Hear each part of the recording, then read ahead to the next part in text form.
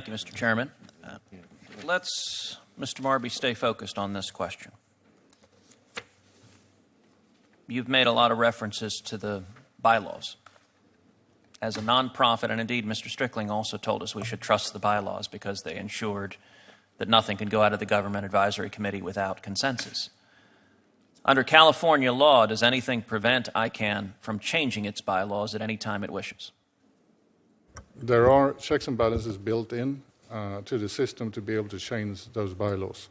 So yes, ICANN can change the bylaws. If we sit here today and say there's something in the bylaws, after the transition, ICANN could change the bylaws and remove whatever the assurance is we're being told to trust.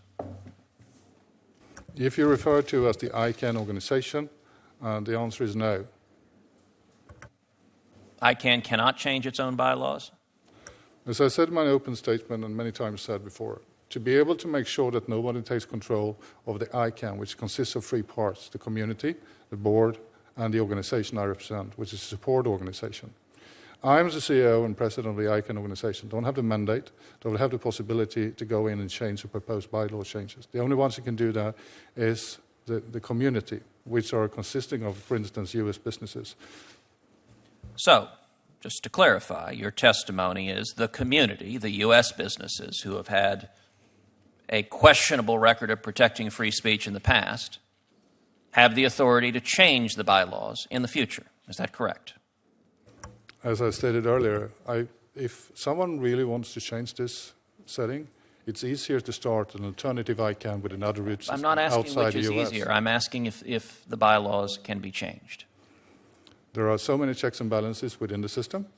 I would say it's hardly possible to do. Sir, this isn't a complicated question. Can the bylaws be changed? You're saying, gosh, it'd be easier to do something else. That either the bylaws can be changed or they can't. I think I answered the question to the best of my ability. I cannot do it. The community, after all checks and balances, but the whole bylaws are built on Californian law.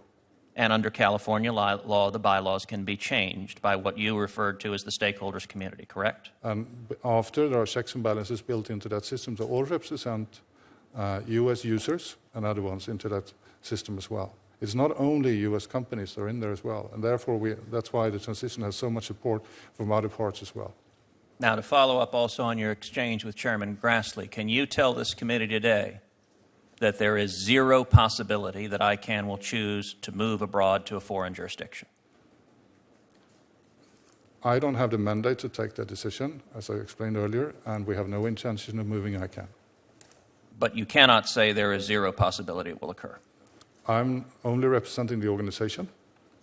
I would say it's highly improbable to do that. Well, then let me ask you, your predecessor, Mr. Fadi Shahadi, on February 21st, 2014, before the French Senate said, quote, "First, to begin working on the creation of a parallel legal international structure, maybe in Switzerland, for ICANN." Why was he telling the French Senate something different from what you're telling the American Senate? First of all, I cannot read it because it's too low.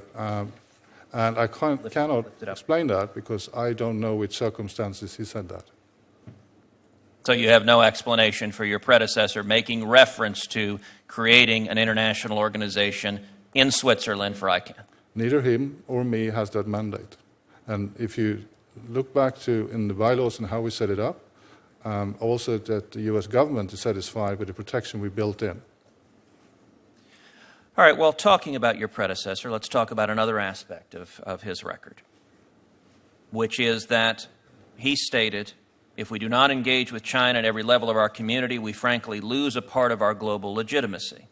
And indeed, after leaving ICANN, Dr. Shahadi became co-chair of an advisory committee to the World Internet Conference organized by China. He did so after Reporters Without Borders called for a boycott on that conference, saying that China was an enemy of the Internet. Now, do you agree with Mr. Shahadi's views of China?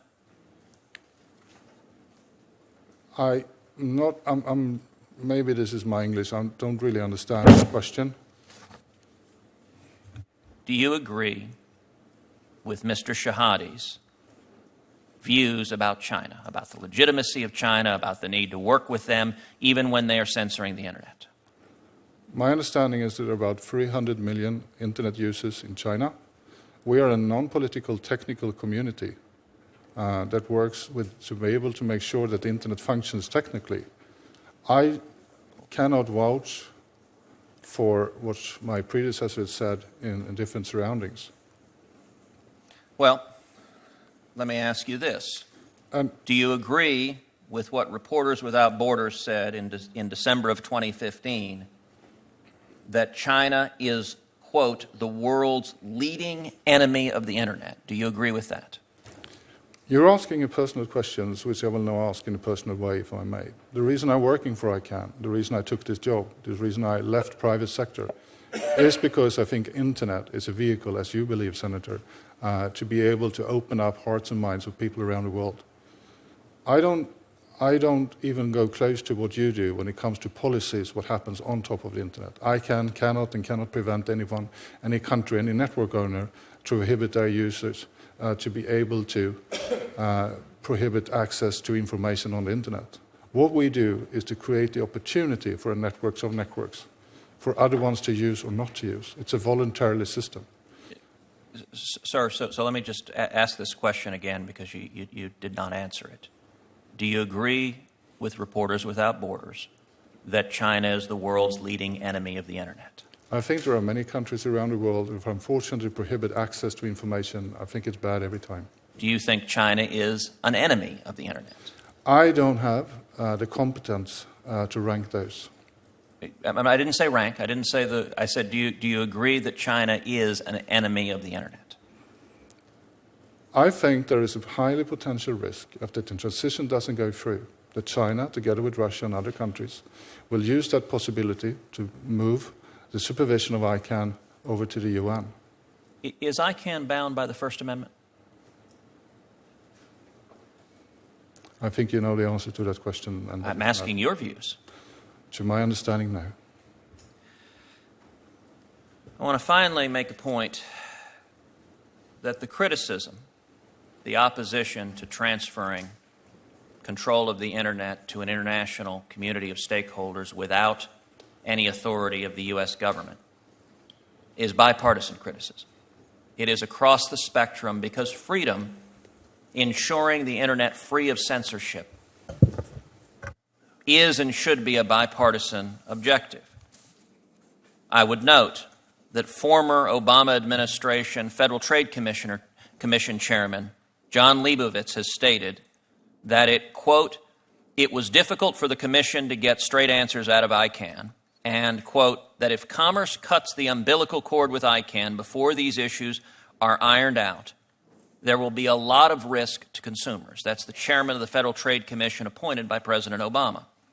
Likewise, Delaware Secretary of State Jeffrey Bullock, from the home state of the ranking member on this committee, expressed his views of ICANN in an August 2016 letter in which he wrote that, quote, legitimate policy concerns have been systematically brushed to the curb by ICANN staffers well skilled at manufacturing bureaucratic processes to disguise predetermined decisions.